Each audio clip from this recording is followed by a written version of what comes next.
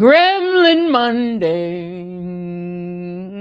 What's going on? Hey guys, happy Monday, everybody. Welcome to the Joy Reid Show. Yeah, the gremlins, the devil be trying to mess with us, but we cannot be messed with. We are unstoppable. Thank you, everybody who was so patient in the chat. Thank you to everybody that jumped in and all the lemon heads who popped on over from the Don Lemon Show. That was so much fun jumping on over there to hang out with my buddy Don Lemon. He's got a big day today, a big night tonight, I should say. He's on the West Coast. So he'll be on Jimmy Kimmel Live tonight. So if this is ever a night that you were going to support Jimmy Kimmel, Don Lemon he has the special guest on Jimmy Kimmel.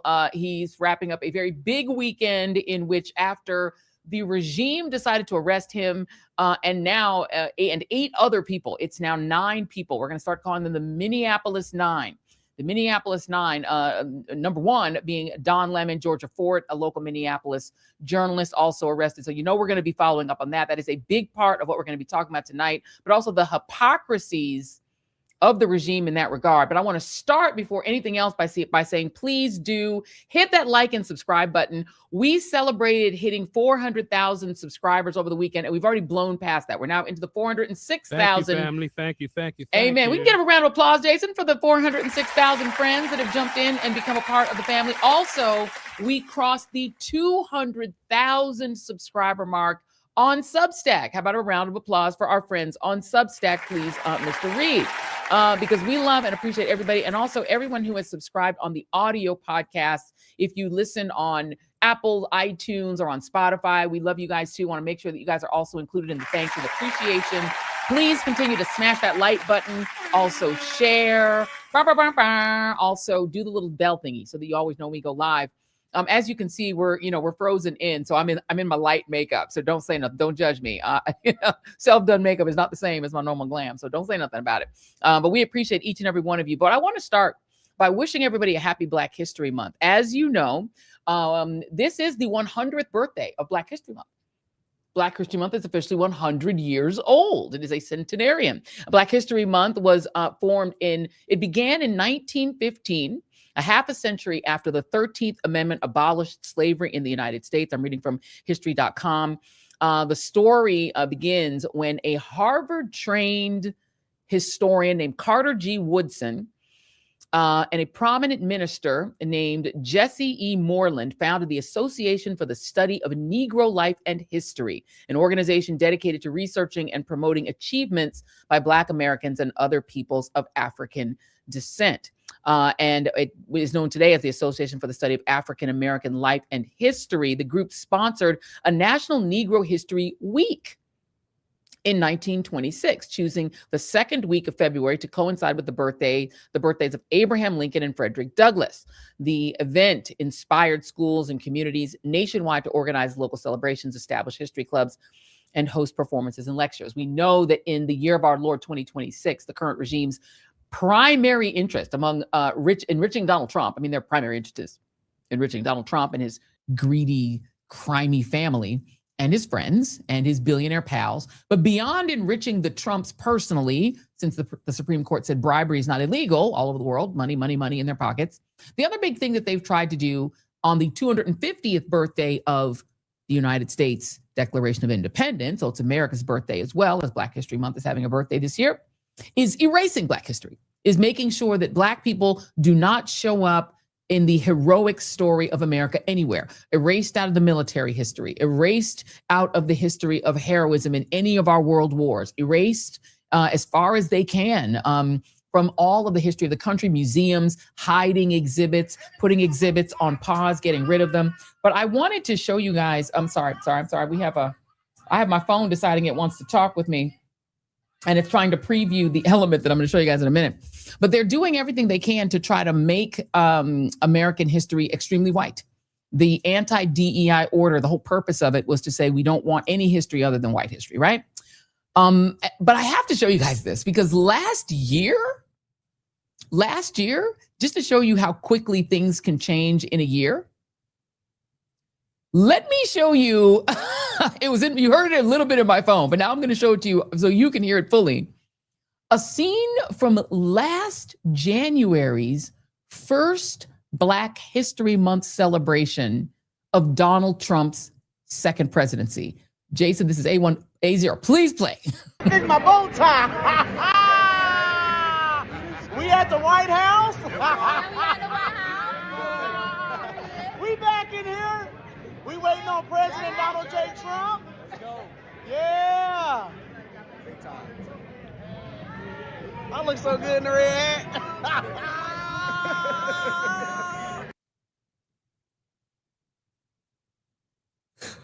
Oh my God.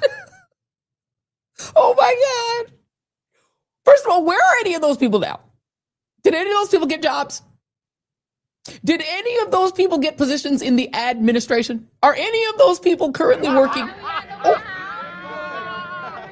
We back in here. We back in here. President Donald J. Trump. Yeah, yeah. It's like, be a little more stereotypical, blacks. Be a little bit more stereotypical. I promise you right now, Nicki Minaj is studying that tape on how to conform herself to the kind of black that MAGA likes. She's probably studying that tape right now, figuring how to go ha ha in a Caribbean, in a Trinidadian accent. No behavior. She's got to be studying that right now, being like, oh, is that what I have to do? So, you know, she was at a wedding at Mar-a-Lago, Jason, over the weekend. Instead of at the Grammys, she was hanging out with them. And then she went to the big Melania debut in DC. So we're going to talk about that later in the show. Well, we're going to talk about. I wouldn't know. I wasn't paying any attention. I know. No one pays attention. It's a shame to say that you know what's going on. She's become instantly irrelevant, yet so comically relevant. Like now I feel like Nicki Minaj has passed over from like hip hop royalty to pure comedy. Like she's a sitcom at this point. I mean, it was funny enough when she said that the COVID vaccine made her cousin's chicharrones swell. That was bad enough. And now she's just all the way down. She's gone. But let me show you all the way that you can sort of find Black History Month commemorated this year, at least in the official world. This is the Black History Month page at the Smithsonian, which is blackhistorymonth.gov. It's still up. So enjoy it while you still can. You can still see images and commemorations of Black history. This is the only way you can see it. The White House did not do a Black History Month ceremony this year. There was, as far as we could tell, the producers went out and tried to see if there was a post or any kind of commemoration. The FBI actually kind of did more this year to celebrate Black people than the White House. So that's where we are right now. So that's where we are. We have declined that much, but of course, they wouldn't want to upset. They wouldn't want to upset Stephen Miller. He might get mad.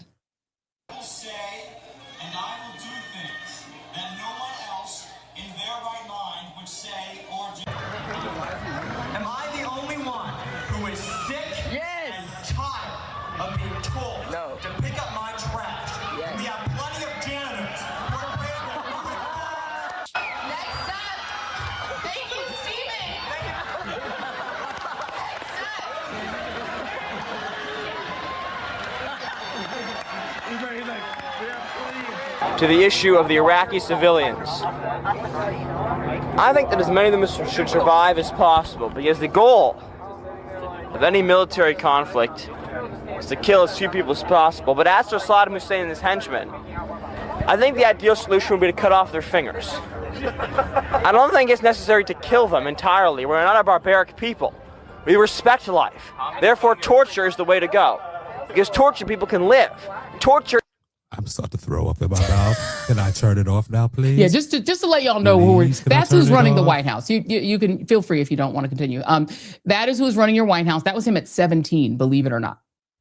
So our present hell, 100 years after the establishment of Black History Month, includes the occupation of major American cities, including Chicago, which had its turn with the violence you saw play out there against men, women, and children, our nation's capital, Washington, D.C., Los Angeles. We've seen them in Maryland and Baltimore, all over the country. They are invading American cities and effectively putting them under what you could only describe as martial law.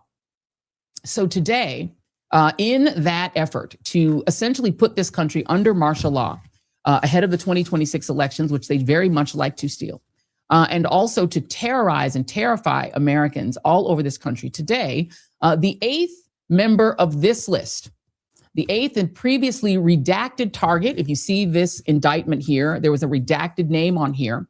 The eighth target of Pam Bondi's Black Bad list was arrested following his indictment alongside journalists Don Lemon and Georgia Fort and activist Nakima Levy Armstrong, Chantil Louisa Allen, William Scott Kelly, and Minnesotans Jamel Lydell Lindy and Traherne Jean Cruz, all African American.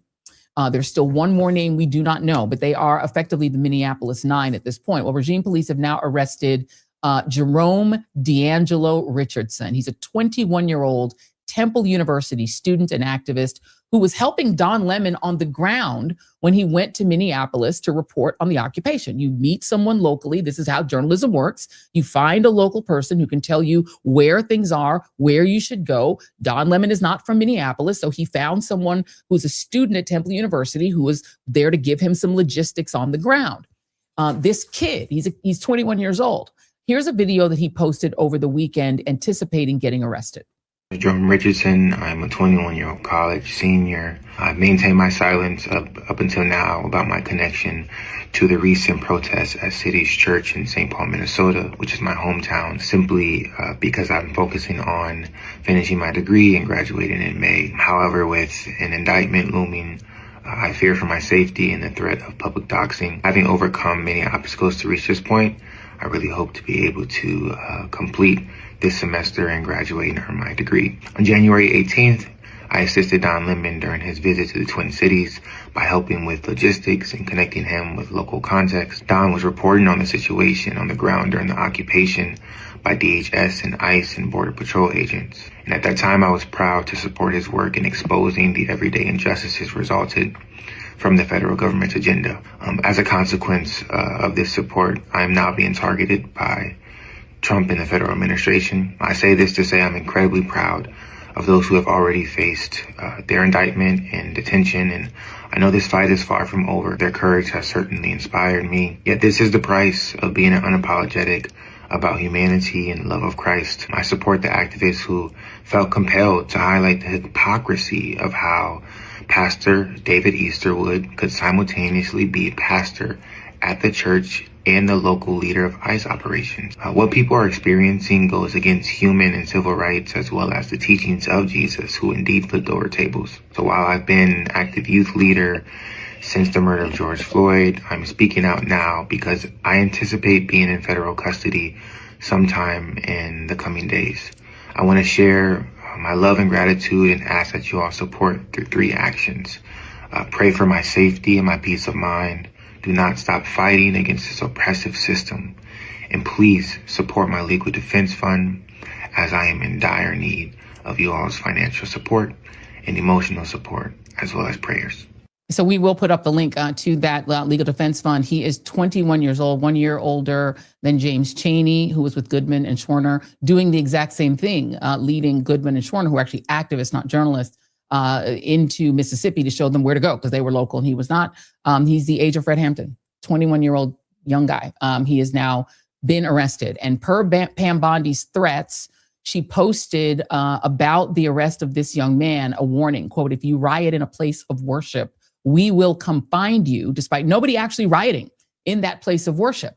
Now, we can presume that that person, the 9th person of the Minneapolis Nine, who I presume is also African-American, since this is their theme, will also soon be under arrest as well. Now, Pam Bondi, has made it very clear that she sees her job not as pursuing justice without fear or favor, but rather as pursuing Donald Trump's revenge agenda. And Stephen Miller, that's why I bothered to show you that insane video of him, his racial agenda, his agenda that is about ethnic cleansing, clearly. About reducing the number of non-white people in the United States.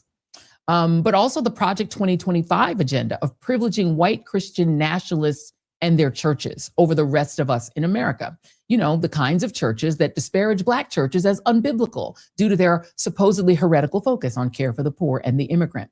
Here is Pamela Joe putting her threats into words, not just tweets. Make no mistake, under President Trump's leadership and this administration, you have the right to worship freely and safely. And if I haven't been clear already, if you violate that sacred right, we are coming after you. Are you now?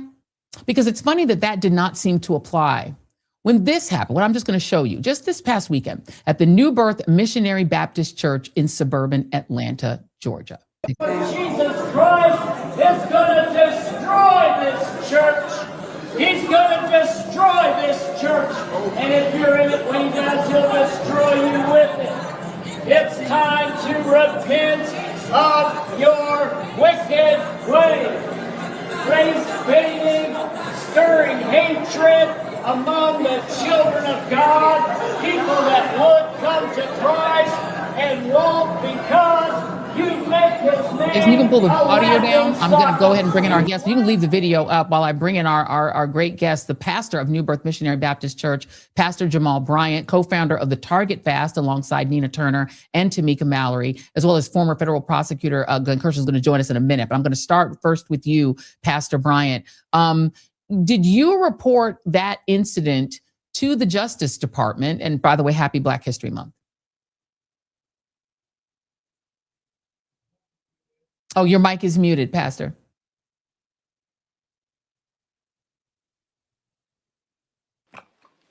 There we go. We got you. Thank you so much. And thank you for your patience. We were having some technical difficulties at the top. So thank you for waiting. No, you're worth the wait. Thank you so very much. Thank you. So no, we sent a notification asking for the same level of accountability that they had in Minneapolis.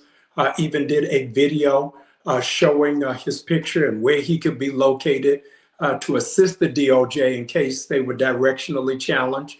They drove all the way, Joy, from Alabama just to stage this disruption and filmed themselves from the moment they got out of the car.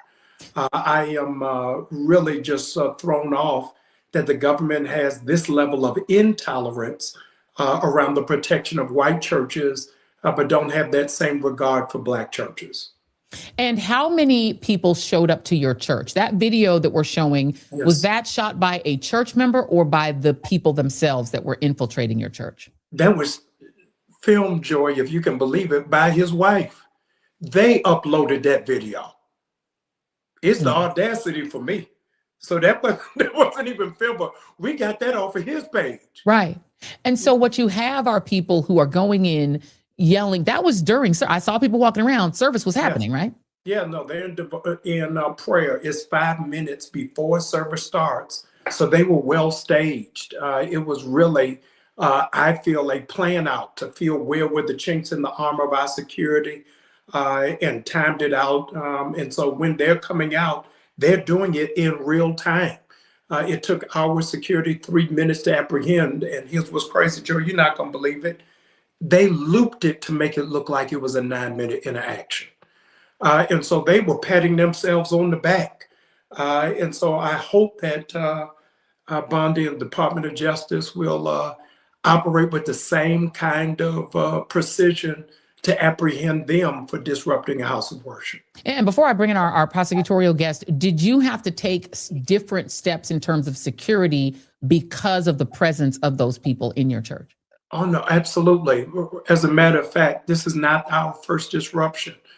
We had some outside after the killing of the blogger, Charlie Kirk, when I made a statement saying you can't compare him to Martin Luther King. So they came outside the church waving MAGA flags, and we had to have them removed. So we've had to raise up our security on every level.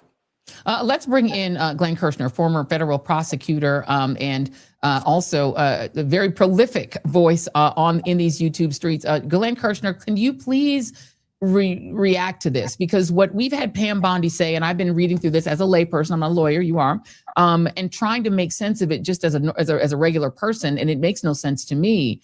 This case that they're making, that going inside the church, filming the interactions between protesters and people in the church, that is a crime. But in the case of Pastor Bryant's church, there's been not even no action, but no response from Pam Bondi.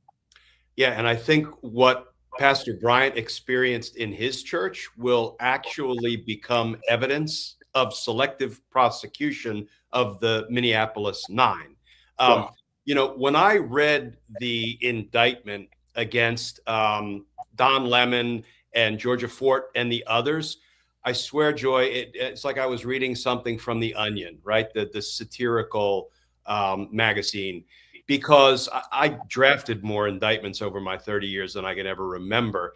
And it's absurd because all they do is they continue to throw buzzwords into the indictment, sans evidence. There's no evidence supporting it. They keep calling it a takeover style attack. But here's the thing. We see Don Lemon live streaming precisely what's going on, and nobody can reach the conclusion it is a takeover style attack. It's a protest. And do we really think that Don Lemon live streamed his own crimes? I mean, the whole thing is absurd. Not to mention, if he were there to intimidate and injure and threaten the parishioners, he was asking them for their take on what was happening, their reaction. He is a journalist. He's documenting what's going on there. It is the farthest thing from a conspiracy against rights that you can imagine. And listen, and I don't want to focus only on the journalists, Don and Georgia, but there's a reason that multiple federal judges would not approve a criminal complaint for Don Lemon.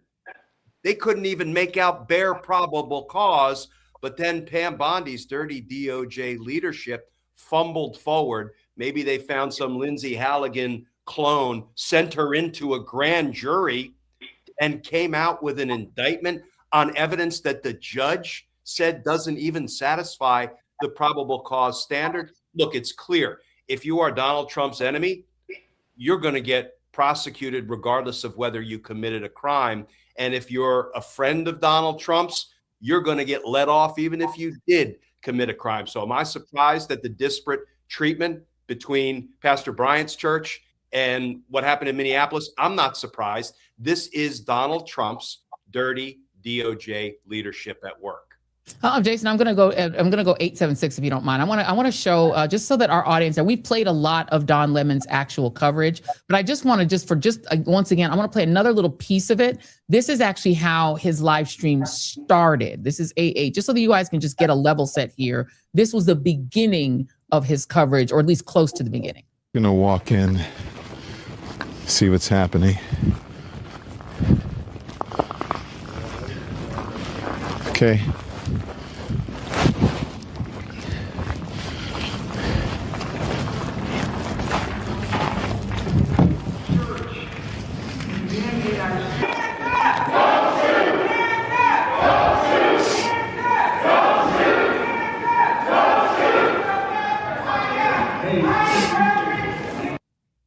You can turn down this now, Jason. So what you see there is the cameraman who was with Don follows him in. You can see Don is not starting the events, creating the events. He's literally walking in as the events are already going underway, Glenn.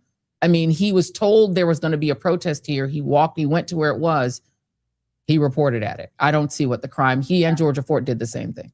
No, and actually, I've watched some of that live stream, and Don said, I believe, multiple times, I'm not with the group. I'm not with the protesters. I'm covering the protest. And to conclude that he conspired to commit crimes in the church. They're not just claiming that he went in there and while he was in there, he committed crimes. They charged him with a conspiracy against rights. That means they have to prove, Joy, that in advance of ever going to the church, he got together with one or more individual and agreed to commit crimes, which is just, it's absurd. It's absolutely absurd. And Pastor, one of the things that they're trying to allege is that when that protest took place, the people inside that church felt afraid and felt intimidated and felt fear. I watched much of that coverage. The people were maybe annoyed. Some of them seemed angry. No one seemed fearful, certainly not fearful of Don or Georgia. And Georgia was also talking with people. When those people came to your church, because they were saying some pretty repulsive things that I did not hear inside the Minneapolis church, did members of your pastorate, did the people inside of your church, your members, did any of them feel fear? I think it was the unknown. I think it was a shock and awe because our church is 99% Black. first. And so you see a white person in joy. I want to add that the gentleman who is a disruptor is clergy and is a pastor. Wow. And left his church to come protest at ours. So I need that as a footnote. But the president is creating a culture of intimidation for anybody who doesn't agree with them. So at the beginning of your show, you played a clip from the White House of those who were just so glad to be there, that had that video gone just 30 seconds further, you would have seen, Joy, that they pulled out posters with pictures of me in it, in the White House, chanting, "Hold him accountable." The backdrop is, this is 10 minutes after they confirmed Kash Patel as head of the FBI. And so they are selective about what is righteous indignation and what is out of order. But I believe that what Don did was right and well within his constitutional right. But when it comes to those who actually stand on the side of right, they are considered the ones who are domestic terrorists. And the reason, you're right, that they were holding pictures, cardboard pictures of you, Pastor Bryant, is because you were the most visible leader of the Target Fast, what you call the Target Fast. And that Tamika and Nina and yourself pulled together this national drive to walk away from Target, not because of ICE, and they do let ICE hang around in Target and take people, but at that time they weren't. It was because of pulling out of DEI. I want to show you, Pastor, just for a moment. This is a protest. This is A6, Jason, that there was a protest by clergy inside of one of the Minneapolis Targets. Just to remind both of the chats here that Target is based in Minneapolis. Their headquarters is in Minneapolis. It's the reason that they originally did DEI work and DEI commitments after George Floyd was killed. So here's just a little bit of the protest that took place inside of Target last week. Well, you let ICE in. You let Greg Bovino in. This is a public space. You said it was a public space. And Jason, you can pull that audio down if you don't mind. And so a question to both of you, first to you, Pastor Bryant, talk me through the kind of thinking about where Target stands. Have they responded to your calls to change what they're doing? Because now you have local clergy and and national clergy coming in demanding that they stop allowing ICE to operate in Target. Before they even get to that list, I believe they still have a list with the Target Fast. Oh, no, absolutely. Let me also say what a difference a day makes. A year ago, people were protesting and demonstrating, as you both would remember, against Tesla. And the president made the announcement it would be a felony to touch a Tesla. I had been reticent about public demonstrations outside of Target because I was afraid of enduring arrest that would have no bounds. You're seeing this Caucasian group, and I'm grateful that they're walking alongside us. But I didn't want to send en masse Black congregants to protest in Target, because the video you would be showing tonight would look a whole lot different than what it is just showing. Today is the first day of the new CEO of Target. The old one had to step down because of public criticism on the downward spiral of the stock of Target. And so we've sent out a smoke signal to this new CEO that we're ready to meet. And we're excited and expectant that they're going to have to meet. This is the very first time in 24 years that Target has not been lauded by Forbes because of what has happened for all of this year. The stock has gone down, foot traffic has gone down, stock has gone down, online spending has gone down, and God knows the brand has tarnished. And so this is the most sustained boycott since the Montgomery bus boycott 70 years ago. So I believe that Target is now going to have to respond. Let me say, Joy, as an aside, I was taken aback that the outgoing CEO met with the white clergy within 48 hours. We have been waiting for months to get some response. So the inequity and the hypocrisy is glaring on every level. Yeah, indeed. And Glenn, if the police were called on that set of clergy, which is pretty remarkable that they got a meeting in 48 hours. That's something that's new information that we've gotten here tonight on the show. But let's say they were arrested. All those people were arrested, Glenn. That would be for trespass, right? And that would be no different than if you trespassed in the church and the police came, they would be arrested if they were for trespass. At what point would that ever become a felony? It's not. It's not a conspiracy against rights. It's, especially when it comes to a church, Joy, usually churches are pretty welcoming. So, I have to question whether even a trespass charge would lie, recognizing every state has its own version of trespass laws, unlawful entry, we call it in Washington, D.C. But, I think it's all about who's doing the trespassing. And with this federal government and this Department of Justice, which was, I always say that was my beloved professional home for nearly a quarter of a century, but it's fallen so far so fast that, I'll never stop trying to call out the corruption of the dirty DOJ leadership. But I have given up hope that that is a place we can have an impact and change behavior. But I think where we can have an impact and change behavior is don't set foot in Target. If you want to protest, that's great. But I don't go to Target anymore. I go to Costco. I don't go to Home Depot anymore. I go to Lowe's, and I'm just one person. My family's just a handful of folk. But I'll tell you, we got a whole lot of economic power, and that's what we need to leverage against the Targets of the world. Indeed. Pastor. No, let me first say thank you, sir. I'm grateful. Every little bit counts. And I'm hoping that the community realizes that it's not over. I don't want there to be any question whether we are still boycotting. We are boycotting until those 4 demands. Joy, if you'll loan me just 30 seconds. Please. The 4 things that we have asked Target of so that every person is clear. They made a pledge to Minneapolis and to the Black community of $2 billion reinvested into our community. We've not seen it. We're waiting on the receipts. We've asked them to partner with HBCUs just as they have partnered with PWIs, and we've not seen it. We've asked them to, with a blank canvas, write in finger paint, what is the path for development for DEI, and we've not seen it. We've asked them to really be committed to not just word or lip service, but really showing us a path forward. Target is in a unique position. They're the only Fortune 500 company that's got a Black nickname. We just called them Target. Nobody else got a nickname.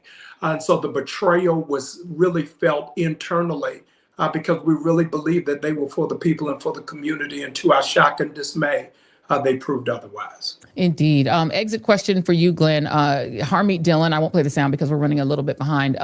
She has pledged to try to enhance this prosecution of these journalists and activists. And it is on the FACES Act that's supposed to be about entering houses of worship, but also abortion clinics. She wants to enhance it. And this is, I wish I were making this up, with the Ku Klux Klan Act, to use the Ku Klux Klan Act against 9 Black people. Your thoughts? She has so perverted the mission of the Civil Rights Division. Kristen Clark, the former head of the Civil Rights Division at the Department of Justice, said they had a solemn obligation to uphold the civil rights of the citizenry. And she was talking most directly about the non-negotiable need for investigations, civil rights investigations into unlawful killings of Renee Good and Alex Preddy. And to hear, Harmeet Dillon, it's like George Orwell garbage that comes tumbling out of her mouth, how she is turning this into a whole, ministry of truth kind of thing, where everything they say is a lie and is propaganda and is hateful and is bigoted. And, Joy, that's why we're always saying the next elections are the most important. The next elections may be the last elections if we don't get it right come the midterms. Yeah, indeed. And exit question to you, Pastor Bryant, and saying this knowledgeable of the fact that, the difference between that man going in your church and protesting and Don Lemon and those protesters going into that Minneapolis church is there's no Black Dylann Roof. You know, there's a history in Southern churches of somebody coming in, being welcomed into the church and then massacring everyone in the church. And so there's just a bit of a difference there. But I want to give you the last word here to talk about how people can continue to support the Target Fast. Yeah, ask that you not go, encourage your friends not to. And I want to remind people, because history is being erased under this administration, the assault against sacred spaces did not start in Minneapolis. Let's not forget that they were burning crosses here in America. And so we've got to make sacred spaces sacred again, whether it's a white church or a black church, even for those who claim that there's no such thing as a black church. I'll look at the churches that are targeted.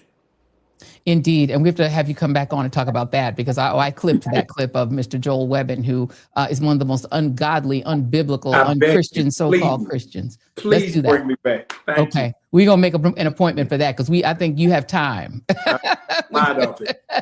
There we go. Thank you so much, Pastor Jamal Bryant. We're going to put the Target Fast link in as well. Glenn, tell us where we can find you. Where can we find more content from you? So you can find me on my YouTube channel, Justice Matters with Glenn Kirshner. I put up a legal analysis video every day. And then come on over to Substack. We do community meetings almost every night at 8:30 p.m. It's a great community that's growing. We talk about the legal issue of the day every night at 8:30. Thank you both. Happy Black History Month to you both. Thank y'all very much. Appreciate it. All right, y'all. So we now know the identities of the two ICE agents, or I'm sorry, Border Patrol agents.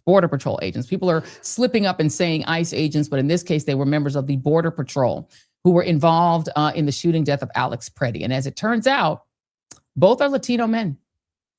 Two Latino men have now been identified through the good work of ProPublica. The two federal immigration agents who fired on Minneapolis protester Alex Preddy are identified on government records as Border Patrol agent Jesus Ochoa and Customs and Border Protection Officer Raimundo Gutierrez. The records viewed by ProPublica list Ochoa, 43, and Gutierrez, 35, as the shooters during the deadly encounter last weekend that left Preddy dead and ignited massive protests and calls for criminal investigations. Both men were assigned to Operation Metro Surge, an immigration enforcement dragnet launched in December that sent scores of armed and masked agents across the city, 3,000 of them to just 600 local police. CPB, who employs both men, has so far refused to release their names and has disclosed few other facts about the deadly incident, which came days after a different immigration agent shot and killed another Minneapolis protester, 37-year-old mother of three, Renee Good. Joining me now is journalist Paula Ramos, author of the best-selling book, Defectors, and Raul Rodriguez, whose bio reads as follows. Quote, I was raised in the U.S. since the age of 5. All my education is in the U.S., served 5 years in the U.S. Navy, was employed after the military, formerly known with the agency formerly known as INS and later became DHS. But after almost 25 years of federal service, found out I was not a U.S. citizen and was terminated. My whole life I've lived in the U.S. and now I'm harassed and live in fear, looking over my shoulder. Thank you both for being here. Thank you, Joy. Thank you. Hi. Raul. Thank you. Hi. Hello. Thank you for your patience. I do want to go ahead and start first with you, Paula, because you were the first person I texted when I discovered the identities through ProPublica's work of these two men. I was only semi-surprised. Were you surprised? No, I'm not surprised. And I think, Raul will really paint a picture of what it means to enter, Border Patrol, but then the difference between that and ending up and culminating in the death of Alex Preddy. I wasn't surprised, Joy, because I've met with Enrique Tarrio, I've met with insurrectionists that have told me that just because your last name is Rodriguez, Ramos, Gutierrez, in their words, because my name is Rodriguez, that means that I myself cannot be someone that subscribes to right-wing extremism. And we know that that's not true. And so I think in the case that we saw in Minneapolis, and I just got back, Joy, I think it's a combination of many different things, but I think it comes down to even the last 10 years of a president of the United States that continues to dehumanize Latinos and immigrants and using a type of vocabulary, a type of imagery, a type of disgust, which disgust is something that is more powerful than fear and resentment. And all of that then means that for some Latinos, of course you believe it. Not just because you're Latino does not make you immune to those feelings. And I think on top of that, what I have found in my own reporting, talking to many folks, is that then there is this very added and complicated layer of proving to some folks in sort of the MAGA world that you belong in that world.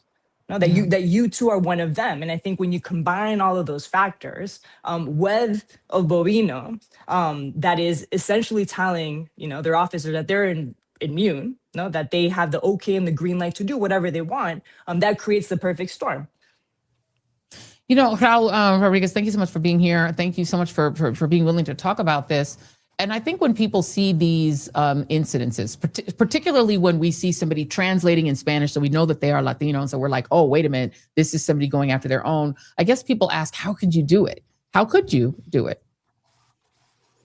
Well, when I first started, I didn't think of it as going against the Latino race or Latino people. I saw it as a job. I saw it as a way to sustain my family, to provide for my family. I didn't think of them and me or being Mexican or being American. I thought about it as providing for my family. And a lot of the Hispanics that I came across or that I processed while doing my job, that was one of the things that they always said, how can you do this to your people? And I was not doing it. It was not my intent to do it with my people. I am Hispanic. I'm Mexican. My family's Mexican. Mm-hmm. My parents were from Mexico. They still lived in Mexico. But my dad, he was proud. He knew what I did. He knew. He says, if I ever break the law, you do what you have to do. You're not there to look at race or look at who they are or where they come from. You have a job to do. There are laws that you have to abide by. You have to process people that are, but a lot of the people think that you're against them because they're taking, just because you're Mexican or you come from Mexican parents, they think that you have to pick sides. Yeah, you can't. I know I'm losing Paula in 2 minutes, and I'm sorry, we started everything late tonight. So thank you so much for coming in. So I'm going to give you the last word before I have another question if Raul can stay for 5 more minutes. But okay. Paula, where do we go from here? Do you see a change in people's attitude, whereas they may have looked at this as just great law enforcement and I'm for the law, the rule of law? Do you see a shift as the cruelty becomes more intense and it becomes more and more directed specifically at Latinos? No, I don't think so. But if I can say very quickly, Joy, just about Raul, right? Because so I met Raul when I was researching my book, Defectors. And I think one of the things that I learned from Raul is the very complex identity that those uniforms give you. I think that's something I learned from you, Raul, right? And I think when you took off that Border Patrol vest, you then start to find out who you are.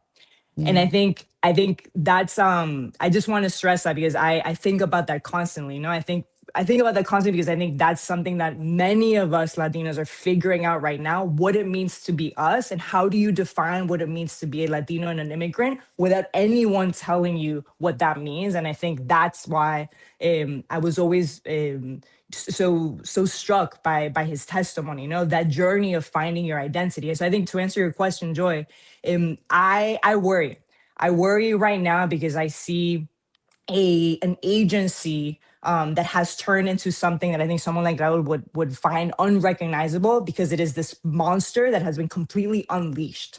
Because I think, how do you untrain? Imagine if they're now going to Ohio, how do you untrain people to look at Haitians as human beings and as decent human beings and not as those folks that since September 2024, Trump has been training people to look at Haitians as people that quote unquote see pets the same way that he's trained people to look at folks from the Somali community as garbage. That you can't just undo that. And I saw that damage from up close when I was in Minneapolis. The damage is so profound, right? That the idea of repairing that really scares me. How do you untrain people who have been told that they are immune? How do you tell them to now sort of respect the rule of law? More than anything, what do you do with a budget of over $70 billion that that is now obviously reflecting a military-sized budget. And so all of these different factors, like to me, it's almost like this machine that is just completely unleashed, and stopping that scares me. And I don't see them really. I see a change in the tone, a change in the uniforms. I see, that's it. But the damage and the cruelty, I've seen it in every corner of Minneapolis. Every corner.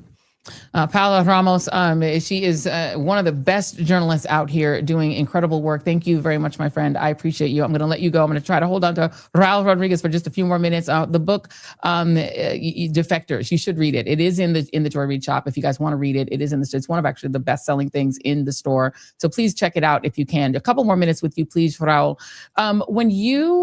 Let me show you a video. Let me just quickly show you this. This is B2. This is a woman being arrested by Border Patrol, by your former agency. Take a look. What crime did you commit? What crime? For having skates? No, you're not She's getting arrested. me over my skates. What the? What is happening? What is your name? Wait, why are y'all arrested? What is happening? What is happening? You can pull the sound down if you could, Jason. When that is happening, what is the sort of emotion that the arresting officers, agents are feeling? What the thing that I see is that they're all these law enforcement officers that I've seen several videos now. They go based on emotion. They're not doing what the law says. They're not supposed to be doing that. They're supposed to be treating people with dignity and respect, instead of just going out there and just going rogue and not doing or what their training says. They're throwing all their training out the window. They're in training. They tell you to treat people with dignity and respect. You can't just go in there and harass people. That's all it is. They're harassing all these innocent people. They're just protesters. The thing is, it's coming from the higher ups, which is Bovino, the secretary of the DHS, who know nothing about law enforcement. They have no clue of what goes out there in the field, and that they're letting these people go and tell them it's okay to do this, and they're immune they're above the law, pretty much. Do you think that most of those agents really believe that the higher ups will have their back if they end up getting prosecuted, let's say by the state? Do they know deep down that they will go to prison? No, they right now they're thinking that they're not. They're thinking that they're above the law. And being from that community that I did that for a living for almost 25 years, I thought the same thing, that the government had my back. When I found out I was not a U.S. citizen, within days they turned their back on me. They didn't back me up. They said, you're on your own, and they even made it harder for me to fix my situation. They offered me things that they made me sign documents that they weren't really. They promised things that they didn't come through. So don't trust the government. The government's not to be trusted. Do you, when you were now on the outside looking in, did it dawn on you that, wait a minute, it's my identity they hate. They hate lawbreakers. They hate people like me. Yes. Yeah. Yes, I saw that, and it's unfortunate that this happens to these people, and it's gonna happen even more. It's as long as the government has control, we're not gonna win. Yeah. When you think about the ones who, not on the Border Patrol agents seem mostly to be unmasked, but the ICE agents almost universally wear masks. Why do you think they do that? Well, because they handle more of a high risk situations with dangerous people, cartels, people that can go after them. Even us at the border, people knew who we were. They knew who we lived. They knew who they did their homework. That's why I still have friends with ICE that I hang out with, that I talk to. And I know the situation, and I know the dangers. I know that people are going to go after them if they. But Do they feel that they're in danger? I mean, the women and like the little boy, the little 5-year-old, when they took that 5-year-old, he wasn't dangerous. Are they thinking every sort of screaming, terrified woman that they're picking up is in a cartel? No. But it's not that only that one single thing that they do. It's sort of like people will recognize them out in the street. Once they take off that uniform, people are gonna react differently towards him because he doesn't have that uniform, or he doesn't have that gun or that armor on him. So there's gonna be people who are gonna be looking out for that, and their lives are in danger pretty much. Exit question to you, sir. Do you think that this idea of not allowing these federal agents to eat in your restaurant, not allowing them to sleep in your hotel, like sort of shunning them, do you think that works? No, it doesn't. It doesn't. There's always other ways, other means of getting boarding somewhere. I went to several areas around the U.S. and we weren't liked in some areas, like not like now, but it's still it's been for a while. Yeah. So you think that it's essentially pretty lawless, like these people walk around feeling like they're above the law. They don't feel constrained by the law at all. I think the thing that's going on here is that they're not receiving the same kind of training. A lot of the new people are younger people, fresh out of college, have not served in the military. Mostly military people have that discipline to how to handle scenarios like that. But I'm not to interrupt you because I have a very little time with you, but the reputation, I mean, I lived in Colorado. And, Colorado's not a border state, but you had a lot of that kind of the vibe of what happens in places like Texas. A lot of people were from Texas living in Denver. And, the reputation has always been that Border Patrol was pretty brutal and pretty racist. Yes. Yes, it has. Border Patrol's always had that reputation because they have a different kind, militarized kind of training. I received a different training. It was more geared towards service because I was at the port of entry. Okay. So we dealt more with not so many criminals, because once you cross, you're trying to come in illegally. You're pretty much breaking the law. So you deal with more with other groups of people. I'm not saying they're bad people. Yeah, but they're just violating the law. Last question, actually. When you were still on the other side, did you consider yourself a conservative or Republican? Would you have been a Trump supporter? I did vote for Trump when I voted on his first go around. It was not because I liked Trump. It was because I knew that the government was getting out of hand, and Trump was going to put him out there, and he was going to do stuff that people are going to notice that the government is getting big. And we need checks and balances. What do you think of him now? Oh man, he's going crazy. He's doing too many things that are hurting the country financially and just by breaking every rule or law in the U.S. and the Constitution, and he just doesn't care. Yeah. Raul Rodriguez, thank you so much. I appreciate you coming. I hope you will come back. I have so many more questions to ask you. So thank you, sir. I appreciate you being here. Be well. Thank you very much. All right. We're going to take a quick break because we got to pay for this stuff, y'all. Because our sponsors are the reason that we're able to bring you this independent media. We are running a bit behind, but I want to make sure that we get in this note that the Joy Reid Show is brought to you by our friends at Helix. Now, it is cold where we are. I know it's warm where Don Lemon is because he's out there in California, but where we are, it's like 6 degrees. So spending time indoors means you need to get cozy, and also cozy. And having a comfortable sleep is a great way to start. And you don't want to be doing that with back pain and night sweats and heat transfer and all that stuff, your arms, your legs all sore. Not a good way to start your year, particularly on this Black History Month. So here's an idea. Take the Helix Sleep Quiz. Now, what that quiz does is it matches you with the perfect mattress based on your personal preferences, your needs, your sleep needs. So it makes buying a mattress super, super easy. Helix is the most award-winning mattress brand. It's been tested and reviewed by experts like Forbes and Wired. They also offer great things like free shipping and seamless delivery right to your door in the United States. And also they're happy with Helix Guarantee. Rest easy with seamless returns and exchanges. And that guarantee gives you a risk-free, customer-first experience designed to make sure that you are completely happy with your warm and cozy new mattress. 120-night sleep trial and a limited lifetime warranty all comes with it. That helps you sleep better financially as well as physically. A study found that over 82% of those who were involved in sleeping on this mattress saw an increase in their deep sleep cycle while sleeping on a Helix. So if you are ready to give it a try, just go to helixsleep.com/joy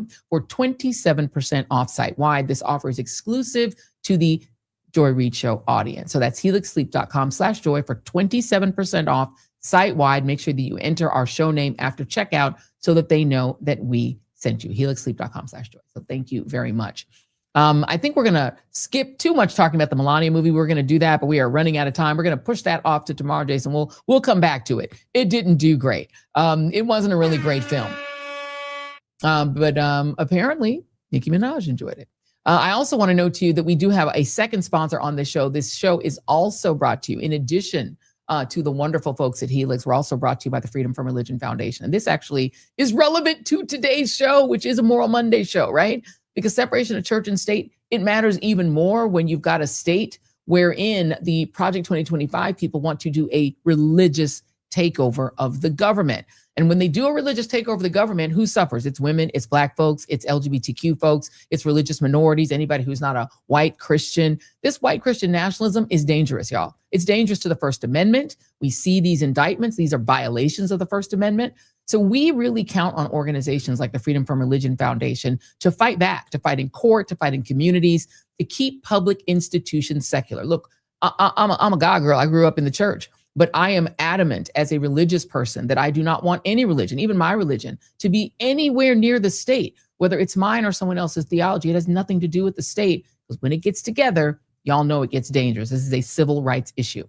So if you want to support the Freedom from Religion Foundation, you can head on over to ffrf.us/New Year and just text my first name, Joy, J-O-Y, to 511-511, and you can learn more about the organization and join up. So 2 ways to do it. Go to ffrf.us/New Year or text Joy to 511-511, and just let's try to protect this country that belongs to all of us.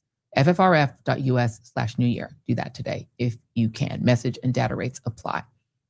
So I want to play you guys. Are we skipping the entire C block? Yeah, I think we're going to skip it for now, unless you guys are super interested in the Melania doc. No, well, definitely not. So we can go into that another time. Let me suffice it to say it made $7 million, and Brian Stelter from CNN, nice guy, declared that it was a crashing success.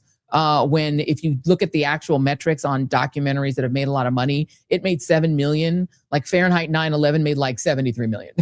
You know, documentaries don't normally open in theaters. They normally open just on Amazon or online nowadays. They don't really open them in theaters. But the way that the mainstream media is bending over backwards to try to make this thing sound like a huge success is actually embarrassing. So we were going to go into it, but we don't have to. Okay, sounds good to me. So yeah, let's go into the deep. I mean, it did but really, and the last piece I'll add here is that what the right were doing is they were buying out entire theaters and to make sure that they sold enough tickets so that Melania wouldn't be embarrassed. So it made $7 million, you know, again, to compare, you know, like Fahrenheit 9/11, what it made like 23 million or 20, you know, 35 made 73 million. I mean, these documentaries normally make a lot more money than that, but they're trying to make it look like, I'm going to look at the all-time box office no, I can't even do it right now. I tell you what, let's just move on past. So move on. It did but it was not exactly, I mean, I think the documentary about, you know, Taylor Swift made like 10 times that. And that was also a documentary. Jason said, I'm speaking for the group. Let's move on. They said, Jason said, I'm speaking for the group. Yeah, it's a money laundering scheme. That's what it is. Let's move on. Let me play you, because what we wanted to focus on today, and the reason I'm actually glad this was a Freedom from Religion Foundation focused, supported show, is because what we've seen from the top to the bottom, from what you're seeing in that Minneapolis church where people went in and protested because there's an ICE agent on the lay, among the lay pastors in that Minneapolis church. What people are not understanding is that church, we've said it on the show, I'm going to say it again. That church in Minneapolis is the fulcrum in many ways for white Christian nationalism in America, because that church was founded by a guy called Joe Rigney. Joe Rigney is the guy who wrote the book, The Sin of Empathy, the book that has become the textbook for religious white Christian nationalists to argue against empathy, to say empathy is actually a sin.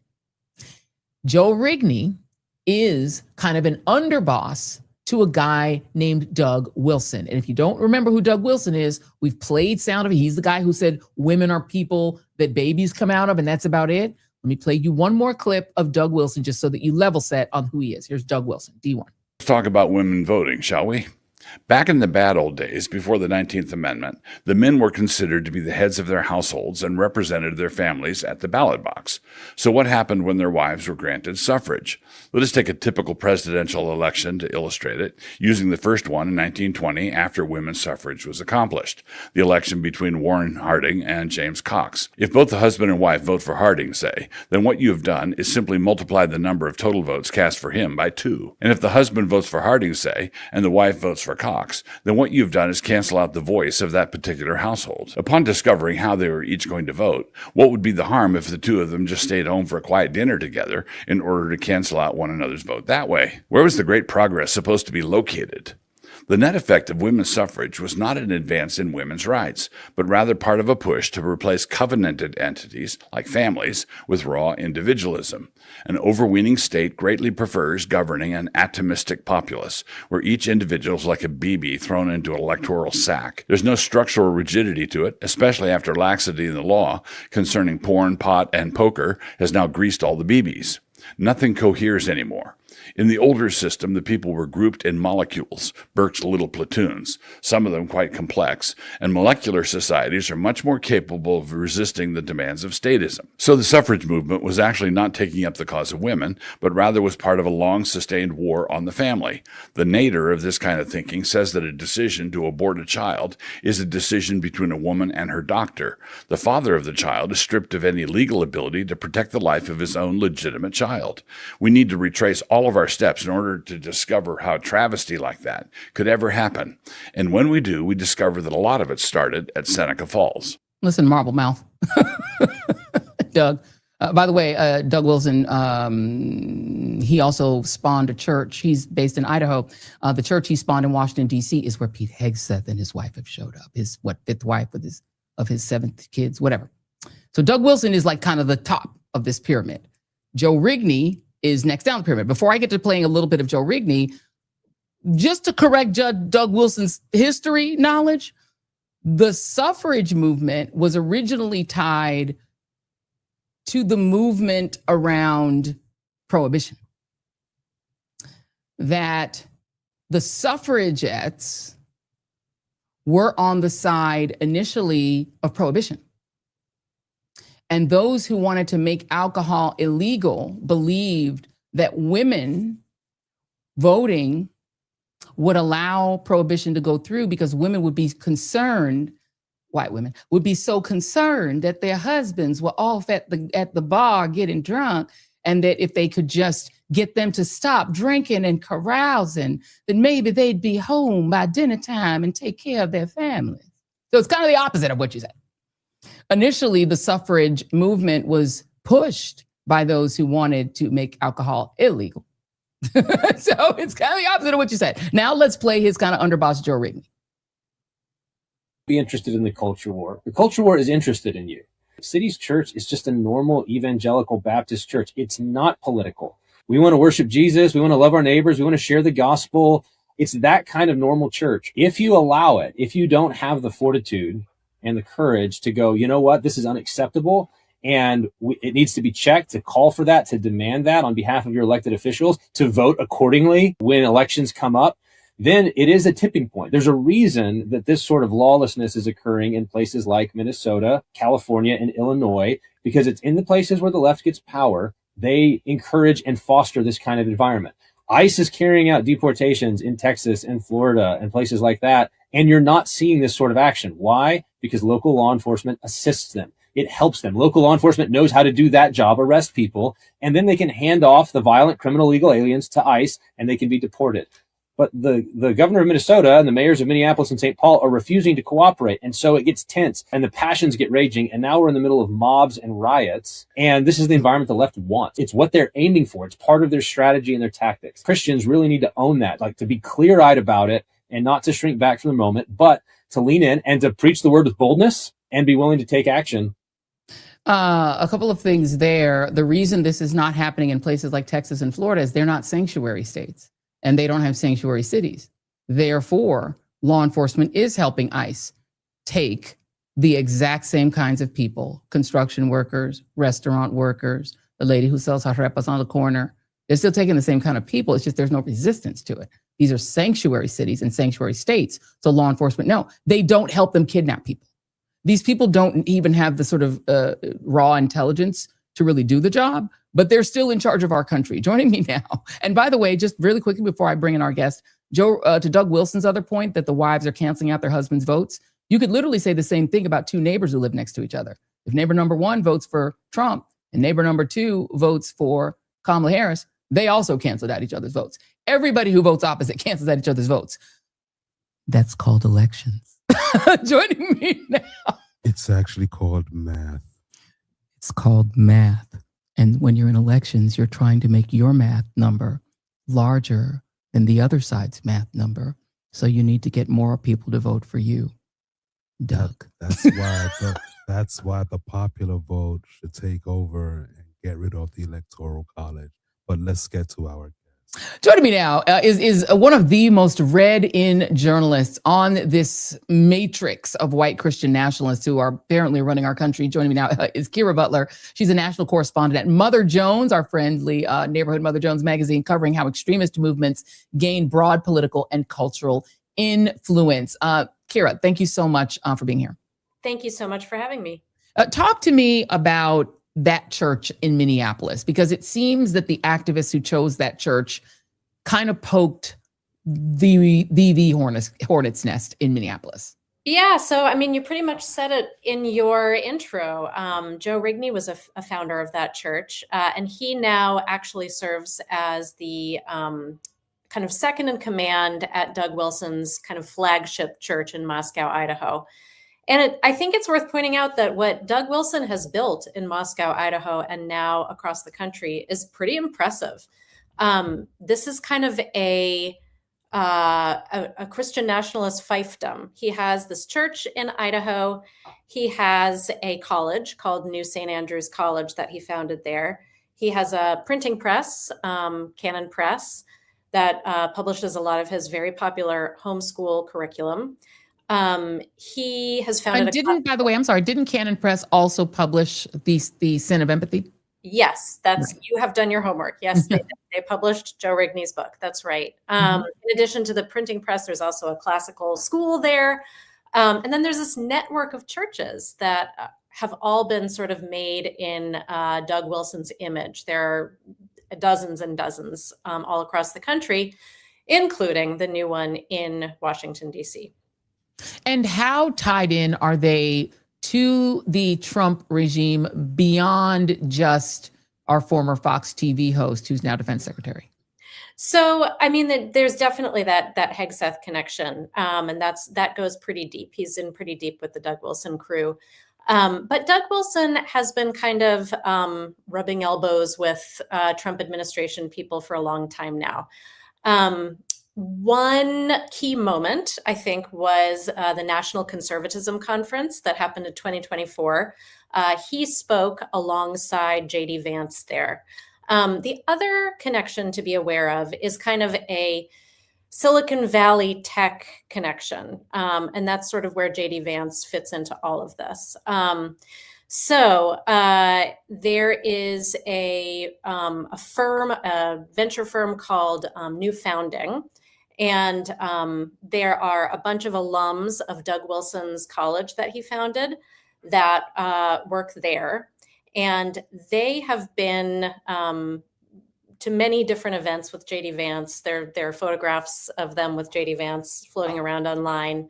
And they kind of share some of the same intellectual influences as JD Vance, you know, folks like Curtis Yarvin that you might have heard about, people who have these kind of the kind of dystopian tech ideas that are kind of recombining with Christian nationalist ideas within this crew. So techno-feudalism, basically, because that was going to be my next question. You've kind of answered it, that the kind of techno-feudalists and the Christian nationalists, they basically merged. Yeah, and I think, you know, I wrote about last year, New Founding has this project where they're buying up land in Appalachia, and they're trying to make their own kind of Christian nationalist community there in Appalachia. And this is a community, if you read the literature about it on their website, it's going to be, you know, very crypto forward. You know, these are guys who are interested in this Christian nationalist, very kind of traditional values, kind of a community, but it's also very dialed into Silicon Valley and to some of those kind of tech utopia projects that people are talking about there. So I have no problem with them doing that, to be honest with you. If they want to go off and form, you know, a little Gilead somewhere in Appalachia, I genuinely don't care. But I do think there'll be a robust business for people trying to help people escape from there, women who want to escape and get out of there, because I'm sure it will be hell to be a woman there, let alone to be LGBTQ. So there'll probably be a robust business in rescue services. But it seems to me that they don't just want to make their own little communities out in Appalachia and wreak hell upon their own women. It seems like they want control of the government of the United States. They want us all to live in that hell. Yeah, I mean, you know, the connections between the Trump administration and this crew, like we were discussing before, they're definitely there. And, you know, there's another connection that I've learned about more recently, has to do with Russ Vought, who I'm sure that some of your followers know Russ Vought as one of the main architects of Project 2025. In 2023, he appeared at a panel at a conference called American Moment with Doug Wilson, and they were both talking about their kind of very extreme views on immigration. And this is, of course, was, you know, 2.5 years before what's going down in Minneapolis now began happening. And Jason, this is E1. We actually happen to have a clip of that. This is Russ Vought, who, just to remind you, was the Office of Management and Budget Director in the first Trump administration. He has that job again. That's basically almost like they're like the HR department. They kind of run the functions of government. And he had that job before. He talks about some of his frustrations during the first Trump administration, where there still were some normies around in his way, and how different it is now. And he talks specifically about immigration in this clip. Jason, tee it up whenever you can. E1. Okay, no, we'll let you pull it up. And while Jason is pulling that up, what is American Moment? American Moment is a group that grew out of the Claremont. A little bit to be a reflection of these questions from my perch within the executive branch, because I had a front row seat on many of these issues, and importantly, how bad thinking would end up preventing what we were trying to accomplish from less than vigorous political appointees who refused to occupy the moral high ground, particularly in the first 2 years of the president's administration. But before we get to that, those important days of service, I think it's important to consider the problem that exists within the intellectual community of Christian leaders. And that, thankfully, has been mitigated by the vast majority of people who are actually in the pews. And that is, we are overrun with sentimentalism and a category confusion. A verse like Matthew 25:35, we all know it. For I was hungry, and you gave me something to eat. I was thirsty, and you gave me something to drink. I was a stranger, and you invited me in, has become a meta-ethical starting point for compassion that is to a disembodied neighbor above all other considerations such as justice. And we assume that such an unbalanced compassion must extend to every role and situation. As much as a father has a much different duty to provide for his family than he does every homeless individual in the city, a Christian in political office and those participating in the political process have much different duties to the political community they either represent or they are participating in. So let me give you an example where I think better discernment is needed, to say the least. Ligon Duncan, Chancellor of Reformed Theological Seminary, made the misguided argument about legal and immigration perhaps being part of God's plan to re-Christianize the United States during a speech in Atlanta. And he said, I quote, "What if that is God's plan to reverse secularization in the United States? All of us here, because we're Bible-believing Christians, are concerned about a culture that's growing farther away from God, more opposed to the Bible, more opposed to Jesus, more opposed to the gospel. What if immigration is part of God's strategy to reverse that in the United States? And the people that don't look like me, actually, because they believe like me, are much closer to me than people who do like me and who don't believe the Bible and don't believe in Jesus and don't believe in the gospel." End of quote. Can you spot the immediate problem here? So the reality of God's sovereignty and the fact that he directs all things, good and bad, towards his purpose is being used to frame out a disposition that welcomes endless immigration instead of thinking about the effects of political community in which we live. Kira, I had to play that long chunk because I needed I needed him to get to the immigration piece of it, because this person has huge power in our government. And he just basically spelled out what's in the sin of empathy, that we can't feel too sorry for these immigrants. And just because they may be Christians, they don't look like us. They're not from where we from. We can't have them here. Yeah. And actually, you know, what he's saying is sort of a version of what J.D. Vance has said before, too. You probably remember last year when J.D. Vance was talking about this idea of ordo amoris, which is this kind of ancient Christian concept of, you know, rightly ordered love. And, you know, I mean, I think different Christians interpret it in different ways, but the way that J.D. Vance was using it was that you should love your family most, and then your, you know, community the next most, and then it kind of expands out and out geographically from there. And he was using that idea to kind of promote this idea that immigration was really against God, and that, you know, ordo amoris would really prohibit Christians from loving their neighbors in that particular way. It would have been very difficult for Joseph to get where he was going, to Bethlehem, if that was always true. Let me ask you how this culminates as we kind of wind down here, because all of that, what I've shown everyone, the way that this could affect all of you is that they have a piece of legislation that is now making the rounds among Christian nationalists. It's in their minds their biggest priority, and it already has a lot of co-sponsors in the United States Senate. It's called the SAVE Act. Can you explain what that is, and how would that impact women voters? Well, I'm not an expert on the SAVE Act, so okay. I'm not. I'm not going to attempt to do that one, but you know, I can tell you about more about Joe Rigney if you want. Please, no, please. Well, I guess the main thing about Joe Rigney to know is that he is very, very, very close to the locus of power, right? So the locus of power is Doug Wilson and his network. And Joe Rigney is very, very keyed into that. I would say going forward, something for your viewers to know is to watch what's happening at this new church plant in Washington, D.C. There's a new pastor there, a guy named Brooks Pottinger, who used to be the pastor at Pete Hegseth's church in Tennessee. So these folks are, you know, it's kind of, you think that maybe not that much happens in a church, like, you know, you talk about Jesus and, you know, read the gospel.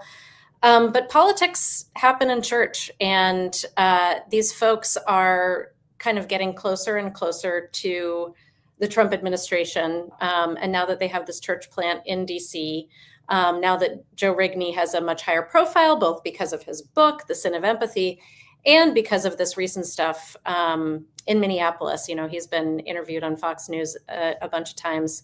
That there are politics that are playing out in these churches, and it's worth following what's going on there. And how much is the network around them behind pushing for these prosecutions because those activists went in that particular church? I mean, I think that the CREC network broadly is very powerful and only becoming more so. I wouldn't be surprised if when we start seeing ICE activity in other places, this is a church that is very, very well networked. And I wouldn't be surprised if we see more of the same. And do you have a sense just in your reporting of what they ultimately want, other than, as you said, to build small enclaves of their kind of right-wing Christian, communities? Do you have a sense of their overall plan regarding things like abortion access nationwide, gay rights nationwide, or Obergefell? Well, there are a lot of MAGA people, of conservatives who, they're anti-abortion and they're anti-gay marriage. But these folks really take it a step further. You heard Doug Wilson talking about women voting. He doesn't believe that women should have the right to vote. And he also is not a fan of the Civil Rights Act. Shocker. Yeah, so there's that. You hear these folks talking a lot about prison reform, which sounds really good when you hear the phrase prison reform, but actually what they're talking about when they say prison reform is bringing back public flogging. So yeah, I mean, and it varies, right? Like some of these folks, Doug Wilson is actually one of the more kind of careful of these folks. Some of them are much more extreme. Some of them talk about executing gay people. Some of them talk about, deeply anti-Semitic ideas that they have. There's a lot in there. Yeah, and being anti-Semitic and being pro-Jesus is really super ironic. Thank you so much, Kira. Is there anything that I've missed that you think people need to know about this? There's some in the chat who are asking about Peter Thiel. What is his connection to it? He has been on this new Antichrist kick. Is he connected to this same network?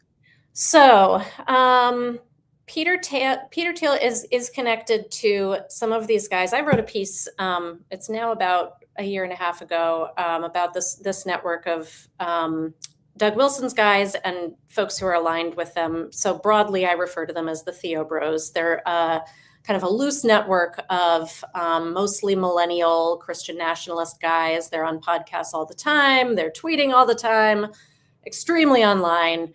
The New Founding guys are among that set. They're part of that network. They are part of this kind of ultra powerful donor network, Republican donor network called the Rockbridge Network, that was founded by a guy named Chris Buskirk, who was formerly on the board of American Reformer. Sorry, this is like drawing my diagrams here. Right. American Reformer is closely connected to New Founding, which is the venture firm that I mentioned before. So JD Vance, Peter Thiel, New Founding guys, Chris Buskirk, they're kind of all in these same circles together. Claremont Institute is kind of another, I guess, node on the network. And that's Christopher Rufo, for those of you who are keeping track of all of the players on the playing cards. Christopher Rufo, who is the guy who invented his own version of critical race theory and then got it banned all over the country. Go on. Yeah. So Peter Thiel is definitely, he's plugged into this. He himself is not, he's not like part of Doug Wilson's network or anything. His version of Christianity is, it's also special, but it's a slightly different kind. Yeah. But, they're all, and again, Curtis Yarvin, this guy who kind of has these dystopian ideas about Silicon Valley, Peter Thiel is a fan. So there's a lot of kind of intellectual shared heritage, shall we say. Indeed. Kira, where can we read more of your reporting? It, as you said, I feel like I need a diagram. I think next time you come back on, I will have a diagram made so that we can keep track of all of the people and where they fit in. But I will say we all watch this space, watch that church in Minneapolis. It's an important hub of it. But where can we read more of your reporting? MotherJones.com. Thank you, Kira. Much appreciated. Thank you so much. Thank you so much. And just to let you all know, the SAVE Act, which I was sort of teeing up to here, is the attempt to take a lot of these. There are a couple of different laws that these people want to put on the books. They want to take one of these laws, the FACES Act, which is what they are trying to prosecute Don Lemon and the other members of the Minneapolis Nine on, which is this idea that they went into a facility that is supposed to be a faith facility. And they want to take that and they want to strip the abortion clinics out and leave only places of worship in. And they don't mean mosques, and they don't really care about, synagogues, which have been the location of massacres. They don't care about that. What they care about is that Christian churches, specifically white Christian churches, because this movement believes that Black Christian churches are actually heretical. And they've said it. Joel Webbin, who is another one of these more loud and proud versions of it, have said that there's not almost a single Black church in the country that is legitimate theologically, because in his mind, they teach apostasy, because they teach kindness toward the poor and caring for your neighbor and caring for the immigrant. And they think that is apostatic. They think that is actually apostasy and unbiblical. And literally, Joel Webbin has said every Black church needs to go out and find themselves a rightly divined white man, make that person the pastor so that they can learn the true Bible. I promise you, he said it. We're going to definitely bring Pastor Jamal Bryant back on to discuss that, because they had a little debate over the course of the internets about that. But they want to make these white Christian churches sacrosanct space so that no one can enter them without getting arrested. But they want to be able to freely enter churches like New Birth and have their masked militia, not just other right-wing pastors, but militia go in their churches.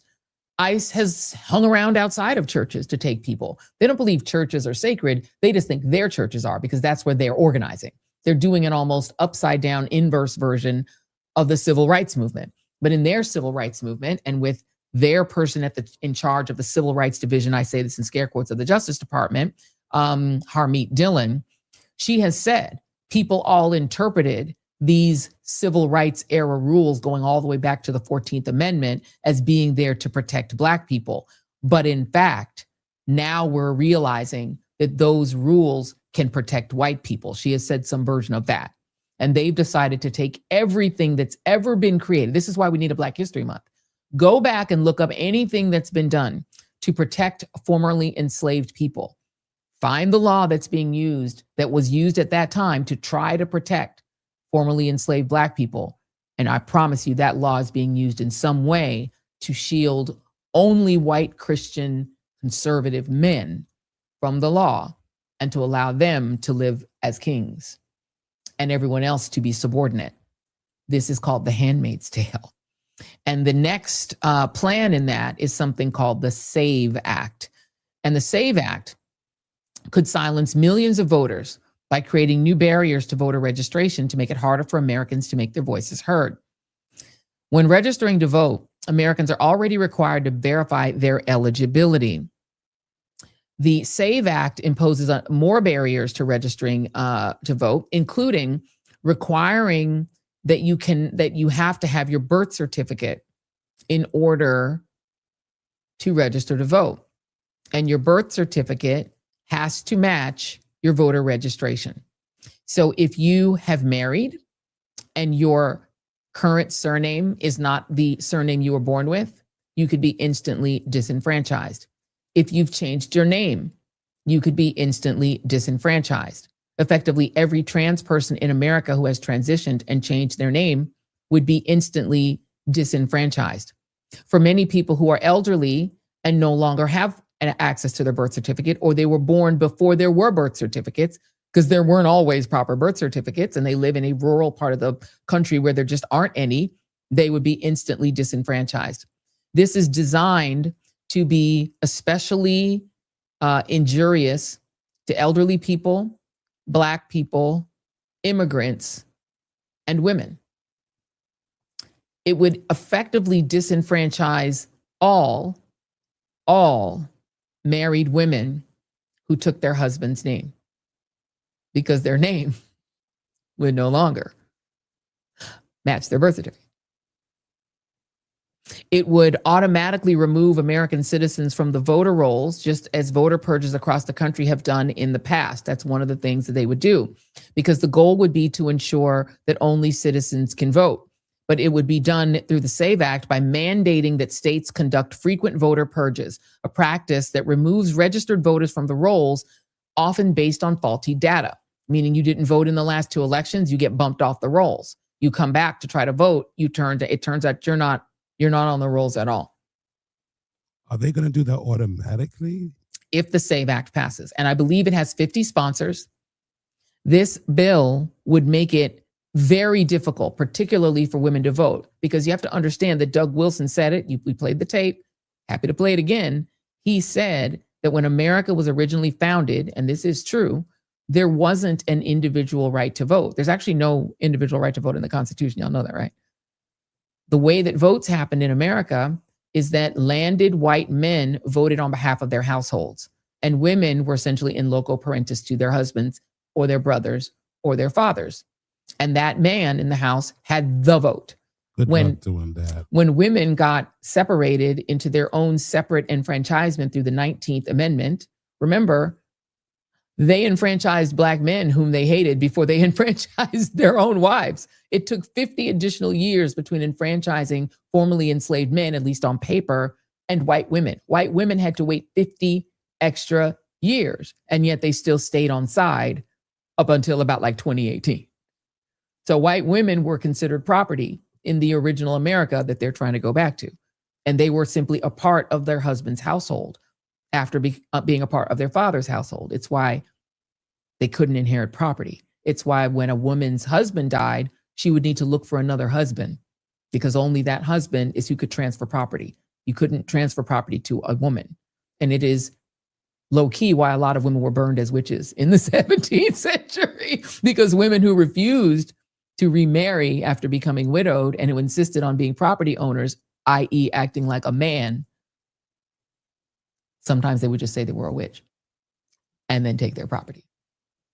So what you need to understand about the SAVE Act is that the purpose of it, ostensibly on paper, is to make sure that only citizens are voting. Now, know that the same right-wing networks that were braying for the arrest of Don Lemon, and I'm telling you that the network we've just described, that Kira Butler was talking about, they were on fire. You may not follow far right-wing social media. Unfortunately, I do, so you don't have to.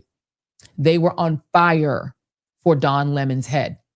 They got it. Just to let you know, Reverend Barber is back, but he's having a little bit of camera issues. Oh, he is back. Okay, well, we were trying to get Bishop Barber on because today is Moral Monday. There were some issues with weather, and apparently his camera was not working, but we're going to have him try to come on. Let's see if we can get our Moral Monday in. Bishop Barber, are you there? I am. Aha! There we go. Look at God. Won't he do it? Won't he do it? And if I can get these old knees up, he sure is gonna do it. And you can't get the old knees up, because guess what? God is in the knees. He's in the corpuscles. he's in the muscles and the ligaments. That's right. But you know, I've been over here trying to scream at you about that nationalism stuff. I got a couple of real comments. I'm probably gonna get hit on social media, but that's all right. Get them, please. First of all, the very people calling Black churches heretical are heretical themselves. Correct. A church is not heretical because it's black or white. It's because if it's called itself Christian and doesn't follow Jesus. And so that's why I never refer to religious nationalism as Christian. I don't care how many times they say they are Christian, don't call them that, because I don't, because it reinforces a lie. And it's a scripture for that in Acts, where a guy took Jesus' name, but he called himself Bar Jesus. And he was demonic, and the spirit knew it. And any religion that teaches against empathy and love and starts trying to say that only men can do this and only men can do that, and to suggest that anybody that stops you from making your billions of dollars through technology is the Antichrist. You know, I preached a national sermon at Riverside challenging Peter Thiel's whole notion of Antichrist. Antichrist is when you refuse to feed the hungry. Antichrist is when you refuse to welcome the stranger. Antichrist is when you refuse to heal people. If Jesus did anything, he healed and never charged a leper a copay. Antichrist is when you disregard the least of these. Antichrist is when you don't preach good news to the poor, deliverance to the captive. Antichrist is when you don't challenge the nation's injustice. That's Antichrist, because it's anti what Christ stood for. So you're right to go after this, and we got to unpack it. But it's not new. See, they had to do this. People forget a lot of things undergirded slavery, but what ultimately undergirded it was heretical ontology. A lot of people forget that in the days of the Industrial Revolution and monopolies and when in the late 1800s, early 1900s, the thing they hated most was the social gospel movement, because they created a religion to justify their greed, to justify. And what happened was a group of Christians decided to really be Christian and ask this question: what would Jesus do? They weren't talking about personal salvation. They were saying, if you see a man dying because there's no ventilation in the factory, what would Jesus do? If you see children walking around with 3 fingers cut off because there's no child labor law, what would Jesus do? If you see people who are working and making people billions, but they can hardly live themselves, what would Jesus do? And the greedy hated those questions, and they always connected themselves to money. Back then, it was Sun Oil. It was the national manufacturing companies. It was the Chamber of Commerce, by the way. Today, it's tech, and it's still oil. The moral majority, the so-called Christian right, was all oil money, because every despot, every authoritarian, every neo-fascist has to create a religion to try to make their evil good. They create religion, and they try to take what is existence and use the name Bar Jesus. They use the name, but the character is far, far, far away from it. And that's why Jesus said a tree is known, I'm preaching that, by the fruit it bears, right? A tree is not known because it just stands up to be a tree. You know it by what kind of fruit comes off of it. And so remember, Pharaoh had his own religionists that challenged Moses, right? Caesar had his own religionists. They bought off the Pharisees and the Sadducees. They were the ones always trying to challenge Jesus. During the Civil Rights Movement, you had both black ministers who turned out Dr. King and wouldn't support the Civil Rights Movement, and you had white ministers that were supporting the Klan. And then you had moderates. And Dr. King one time said the moderates to him were worse than all of them, because they wanted order rather than transformation. So this struggle of faith, Frederick Douglass said, like, this is his birthday month, February. Frederick Douglass said, to love the Christianity of Jesus is to hate the religion of the slave master. And what is the religion of the slave master? Any religion that attaches itself to greed by any means necessary, and the destruction of other people in order to line your pockets, whether it's 1800s or 1900s or 2000 or 2021, that is heretical religion. It's not Christianity. It's heretical. And I love your former guest, on that. And we have to be careful too. If we're gonna challenge this, now we better make sure, if we're gonna challenge this in our own churches, we're not pushing money more than we're pushing mercy. Come on. You got churches that black and white that ain't never put the sermon on poverty and anti-poverty, and they're more concerned about the pastor's appreciation than they are about lifting up their people. I'm a bishop now. I really will say what I want to say in the church. You got churches where it's just another kind of egotism, and so egotism is still wrong. And it doesn't matter how many members you got, 210, 2,000, 100,000. The Pew Foundation said that one of the great failures of American Christianity now is that Jesus put the poor and the least of these at the center of his faith, not black folk or white people, the poor and the least of these.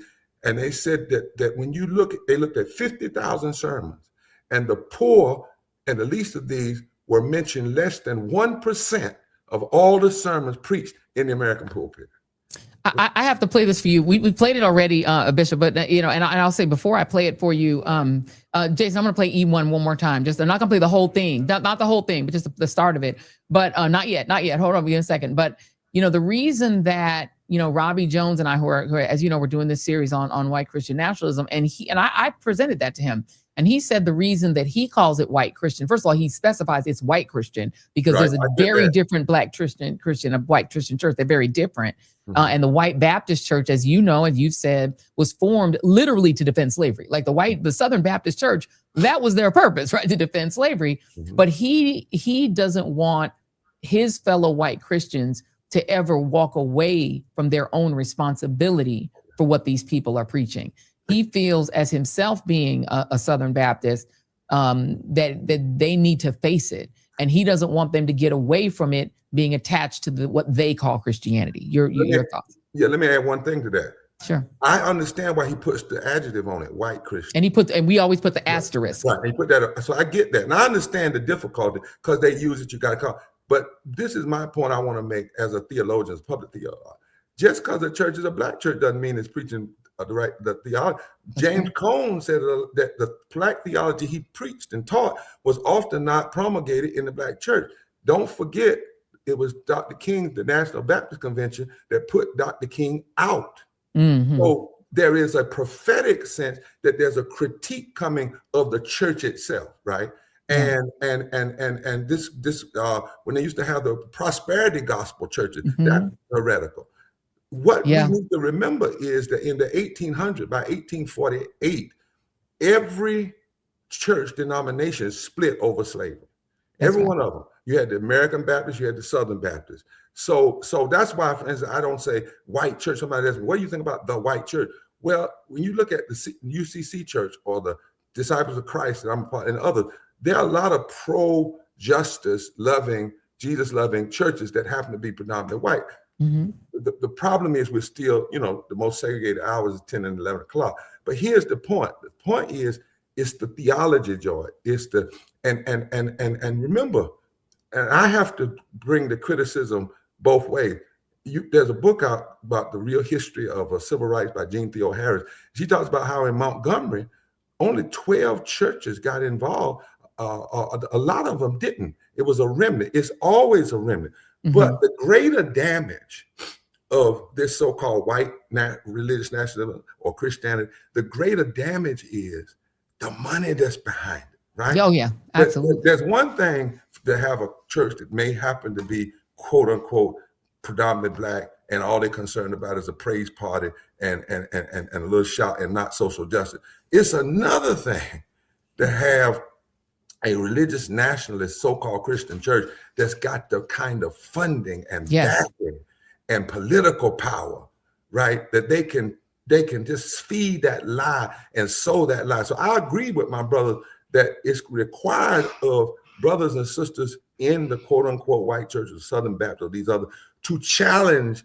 In other words, what he's saying, I'll stop here. He's saying what God said to Joshua in the book of Joshua, when they lost the battle and God said, clean your own camp. Yes, indeed. There's mess in your camp. So I'm right with him on that. Yeah. But, so I get that. I hear you. And let me and what you just said leads me right back to this clip that was before you were able to get on. And thank you for coming on, and happy Black History Month to you, my friend. This is Russ Vought. I want to play it again because this is one of the most powerful people in the federal government. Are we playing the whole thing? This was not the whole thing. This is, but what he does in this speech that he gave before an organization called American Movement back in 2023, in the interregnum between the two Trump regimes, is he talks about what he thinks is wrong theology on the other side. Take a listen. Let me know when you're ready. Yep, I'll let you know when to come out. Tweak it a little bit to be a reflection of these questions from my perch within the executive branch, because I had a front row seat on many of these issues, and importantly, how bad thinking would end up preventing what we were trying to accomplish from less than vigorous political appointees who refused to occupy the moral high ground, particularly in the first 2 years of the president's administration. But before we get to that, those important days of service, I think it's important to consider the problem that exists within the intellectual community of Christian leaders. And that, thankfully, has been mitigated by the vast majority of people who are actually in the pews. And that is, we are overrun with sentimentalism and a category confusion. A verse like Matthew 25:35, we all know it. For I was hungry, and you gave me something to eat. I was thirsty, and you gave me something to drink. I was a stranger, and you invited me in, has become a meta-ethical starting point for compassion that is to a disembodied neighbor above all other considerations such as justice. And we can stop there. You can stop there. Okay. What he goes on to say is that this compassion that he puts in scare quotes. I've never seen a religious person put the word compassion in scare quotes ever. And he says that it is wrong thinking to believe that that verse in Matthew, for when I was hungry, you gave me something to eat. When I was thirsty, you gave me something to drink. He's like, that's not supposed to mean your neighbor. That's supposed to only mean your children and your personal family, and F your neighbor, basically. And also the idea that immigrants are somehow enriching the Christian community because they may be from another country, but they're still Christians. He says that's also bad theology, that you need to really prioritize sameness among the community. Yeah, and let me just exegete that and tear that all to hell. Please. That's just foolishness. First of all, he ain't even exegeting the text right. The text says, and Jesus will say to the nations, not to the individual family, but to the government, to the nations, when I was hungry. Because he's on the way to the cross, and he gets killed for saying that. He gets killed for saying that because he's challenging the greed of Caesar. He's challenging another orange-haired person that wanted to control everything, but it was just in the first century. Come on. Second of all, in order to undermine what he's talking about compassion, you've got to take 2,000 scriptures out of the Bible. Mm-hmm. In my class where I teach, the first day of class, I cut a Bible open with all 2,000 scriptures, and it falls apart right in front of the students. And I show them all the things you have to not preach in order to get where he just was. They are saying that empathy is a sin, Bishop Barber. The lack of empathy is a sin. And so since the lack of empathy is a sin. So let's say this. First of all, the word empathy ain't even in the Bible. So what is in the Bible is love. Mm-hmm. And there's three forms of love. And the one that Jesus talks most about is agape love. That's the love when you love somebody, they can't love you back, but they need it. And then compassion is in the Bible. It's often Jesus has said that Jesus came with compassion. When he fed the 5,000, it says he looked at them with compassion because they looked like people who were without a sheep without a shepherd, because John the Baptist had just been killed because he dared to challenge a king who ran around with women all the time and hurt people and destroyed people's lives. That's why John the Baptist got killed, right? Because he questioned the morality of the current leader of that day, and he declared that the whole nation, not just individuals, had to repent. And when Jesus fed the 5,000, he said he came with them with compassion.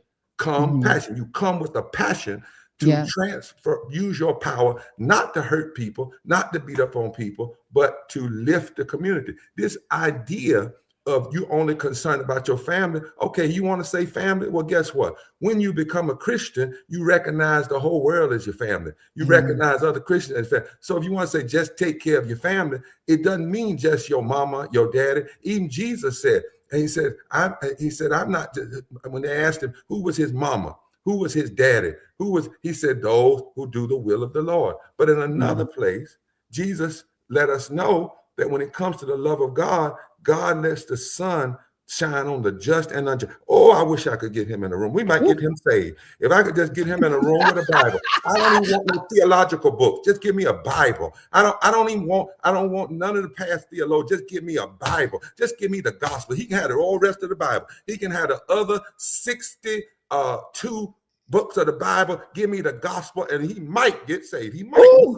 Lord have mercy. Okay, I want to arrange that. A couple of things before we talk about the event that you have coming up that I think is really important. I mean, there is a story, so we should know, and everyone who's watching this channel and this show, and thank you all for tuning in. We really appreciate. You should know that tomorrow is the end of temporary protected status for Haitians in this country. Haitian immigrants lose their status immediately upon midnight tomorrow, and that means they're all deportable.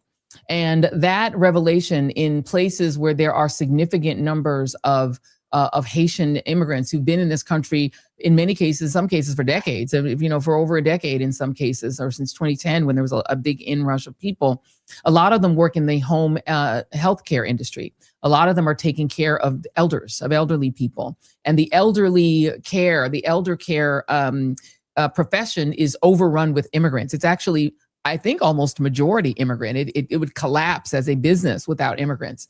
So Jewish seniors in Florida and in Ohio have taken to hiding or offering to hide their Haitian caregivers like Anne Frank was hidden. This is the conversations that are happening among Jewish seniors, that they see this as the Anne Frank time come again, and they're offering to hide these people, much as people who were abolitionists hid runaway enslaved people. How low have we sunk as a country if that is what is happening? Quite low. And that's why this is not just a battle for democracy. It's a battle for civilization itself. And it means that this is a moment where you can't be lukewarm. You can't straddle the fence. It may very well be that's going to have to be another part of the ministry of the church, not just Christian, but Muslims and Jews and others, to give sanctuary. There was a time in New York, you got the Riverside. During the war, you got sanctuary. There was a time that the church during abolition, you got sanctuary. And that's going to happen more and more until we have a massive, massive voter turnout that shifts some of this power, at least shift the Congress so that it can put some checks and balances on what's going on. Because what you see here is ultimately, and when you have religious or irreligious theology supporting this stuff, you basically end up saying this country that we stole is only for the people who stole it and not the people who built it and the people who we've used here in our fields. And when it comes to Haiti, America was so damning toward Haiti. Haiti is the only place, one of the places that we made them pay their captors. We made them pay the colonized. We made them pay the very people, the French, that came in there and took. When they had to pay. That's why the country's so poor today. Not the colonizers paying them. We supported them being forced to pay the colonized. It was sick then, it's sick now. But Joy, I'm not surprised of any of the conversations that we may have to have in this moment, because there is nothing more that will drive you more quicker insane, both in your mind and in public policy, than bad religion. Yeah. That is why we believe in the separation of church and state so strongly. And I always say that the two biggest slave uprisings in modern history were the Haitian Revolution and the Civil War. Because let's be clear, it's Black History Month. The only reason that the North won the Civil War is about 100,000 Blacks put them guns over their shoulders and fought to kill the people who held them in bondage. And their inclusion beefed up the forces to allow them to win the war. And so therefore, in my view, the Civil War essentially is the second biggest slave uprising in modern history.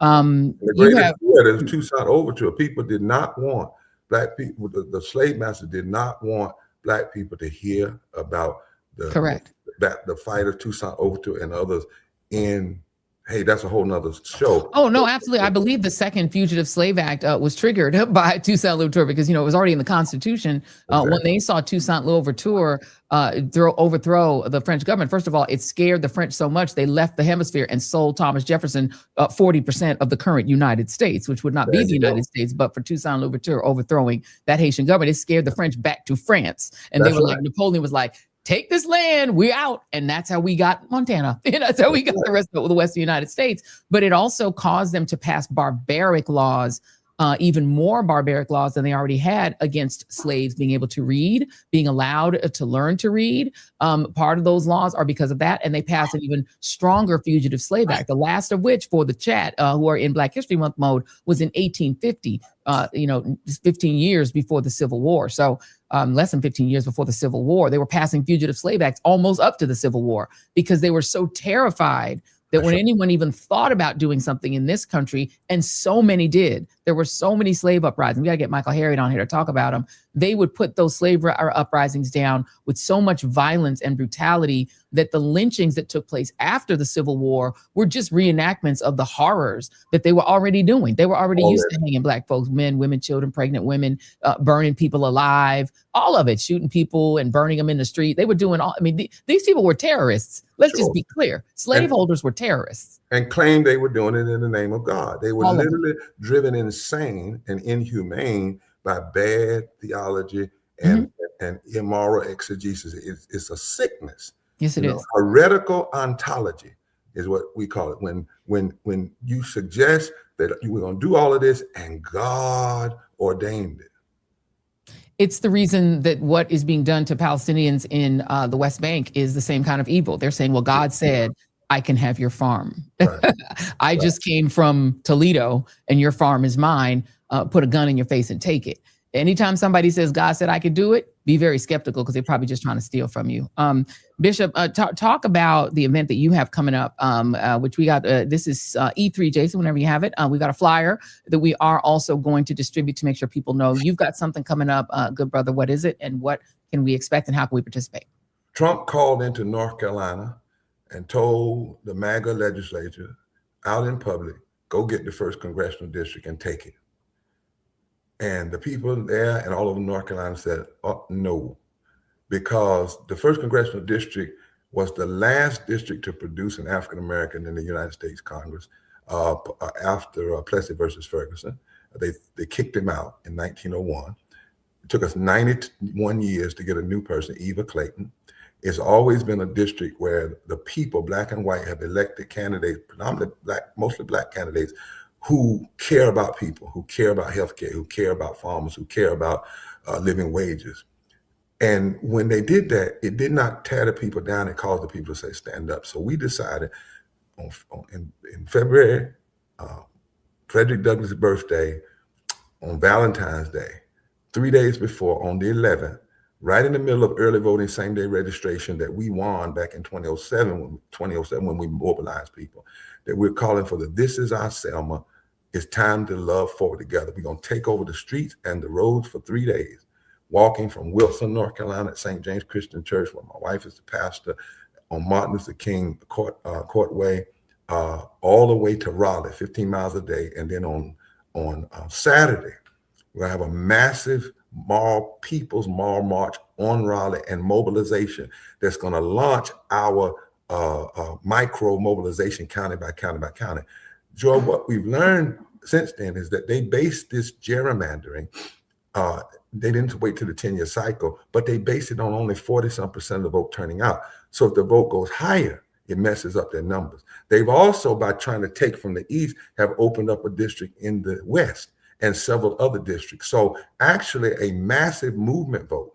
But what we are finally doing, Joy, we're saying it's time to love forward together. We're saying resistance is important, but resistance gets you so far. At some point, you have to say what your vision is, not just what you're resisting, but what you're fighting for. And so we're saying to folks, if you love this strong, committed, courageous love, if you love voting rights, if you love abolishing poverty and living wages, if you love ICE agents not being in our streets and hurting people in them, if you love demilitarized cities, not militarized cities, I could go on and on. If that's what you love, then join us, because it's time for love to move forward together. And it's time to bring all of the various silos together. We did this in 2014, 80,000 people showed up after 6 months of Moral Monday, but it shifted the atmosphere in North Carolina, and we sent an incumbent governor home, and we sent a Tea Party incumbent home out west. Never endorsed, because we were nonpartisan, but we pushed a vision. And we said, because people need a vision, write the vision, make it plain. They can't just run with resistance. You've got to at some point turn to a vision. So nearly 100 organizations have come together. We talking about churches, from the Council of Churches to the AMEs, the AME Zion, Unitarian, everybody is coming together, union, labor. And we're going to walk these 3 days, take over the news cycle, mobilize people. And while we're walking, we're saying to people, you go and vote, because all you have to do is show up. See, we have same-day registration, early voting. So you march to the polls while we're walking, and then join us on Saturday. Now, I will make this on your show. We're having a little problem with the folk in the Raleigh. It's strange to me. They're supposed to be progressive. And we got this little assistant city manager trying to say that we can have the right to march, we don't have the right to assemble. And name, please. What's the name? What's his name? Nikki Jones, I believe it is. Okay. And we're like, what is? First of all, they're claiming that you need to have 120-day notice in order to have a protest. Like you got to have some kind of ESP to have your First Amendment right. And from 2007 to 2018, we were on Fayetteville Street in Raleigh every year, no problem, staging everything. I understand some business folk don't, want us down there, but they don't get to dictate the people's First Amendment rights.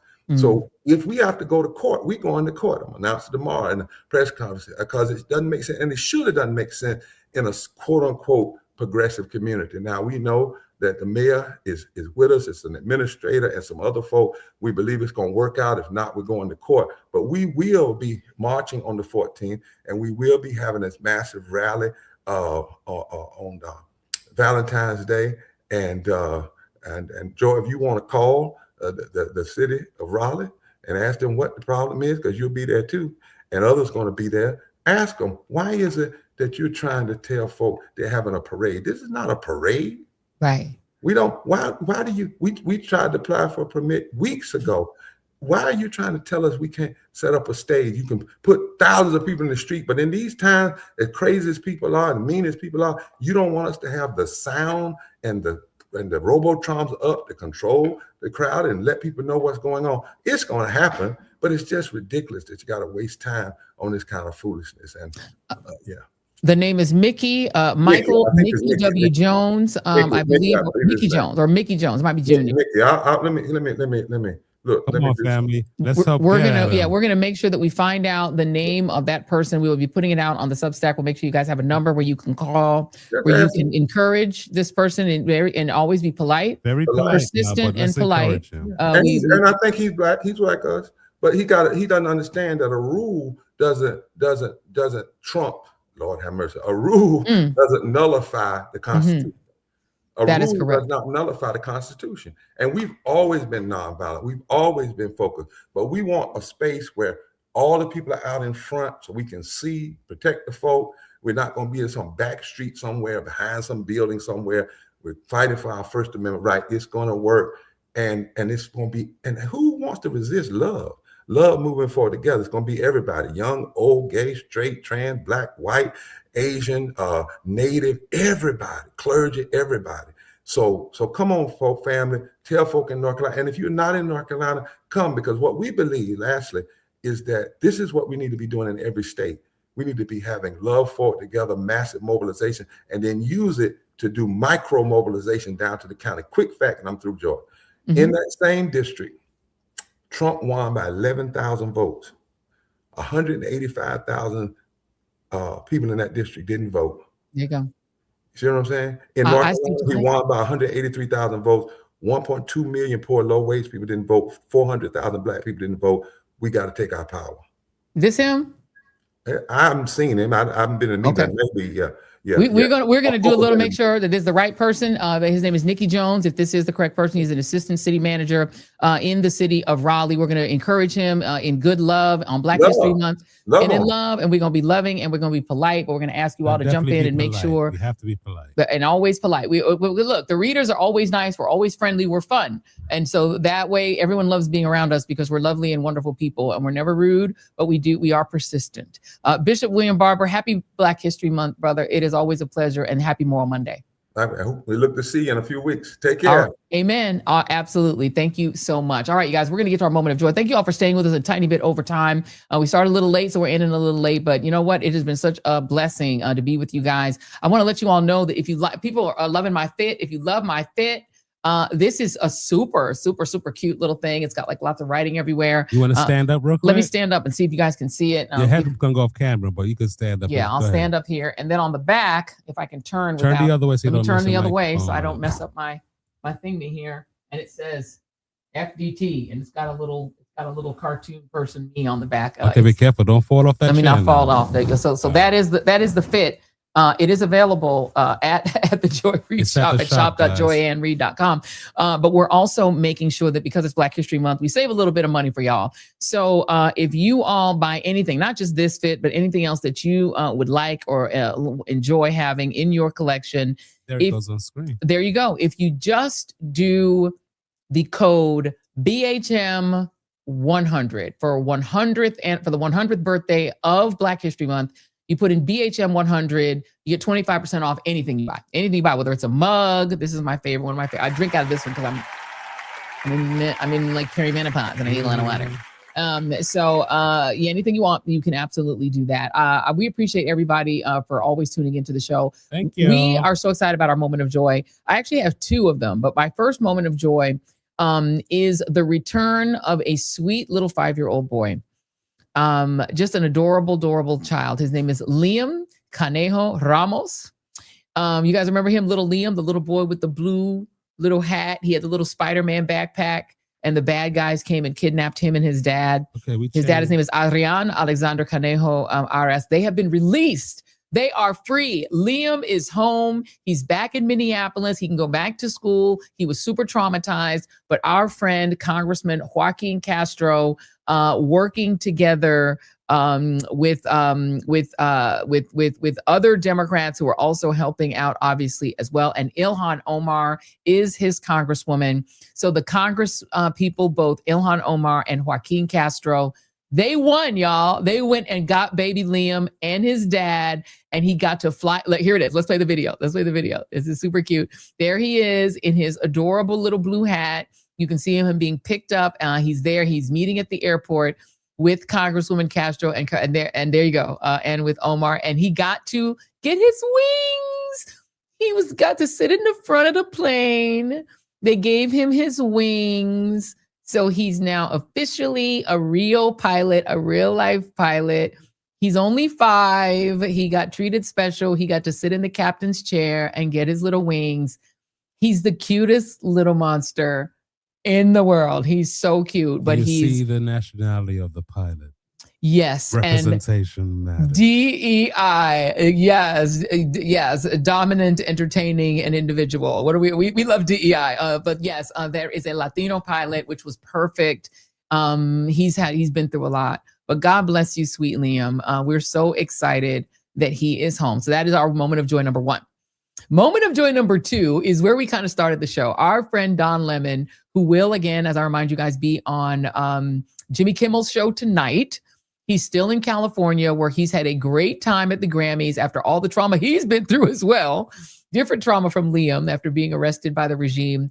Here's what happened when Don Lemon got invited to a very exclusive pre-Grammy party and got recognized. Here it is. Don Lemon.